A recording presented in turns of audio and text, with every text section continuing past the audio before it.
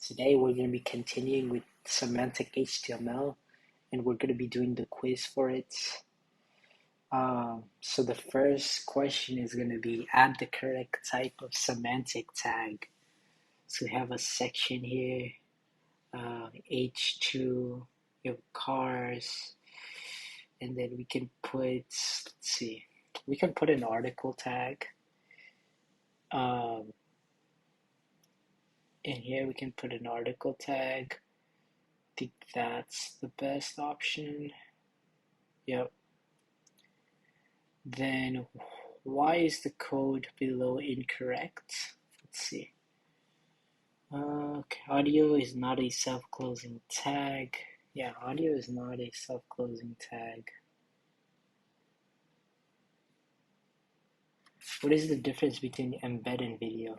Video is a semantic element while embed is not. Embed is used for the header documents. Video can be used anywhere. Video can only be used for video while embed can no.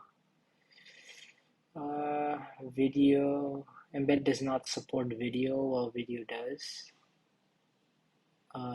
No, I think it's gonna be this one. Yeah, there you go. And then with semantic tag, complete the code. So a paragraph, a robot is a machine designed to complete tasks faster, quicker, and more accurately than a human.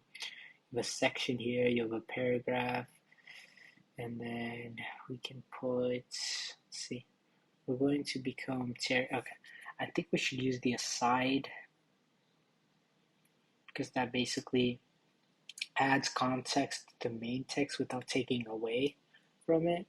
Which code snippet is correctly way to rewrite this in semantic HTML? We could put header. Yeah, we could put header H1. I think that's the one. Yep, perfect. And then why is the code below incorrect? The caption figure. Yeah, so the fig caption needs to be here and the figure needs to be there. There you go. And last question, why is the div tag not semantic? It provides no context. It requires a closing tag. It can be used multiple times. It provides context. So it does not provide context. This can be compared to a tag such as footer, which is known to contain content at the bottom of the page. So we got 100%, and that's going to end it right here. That was the Semantic HTML quiz. And yeah, thank you so much for watching, and I'll see you guys in the next one.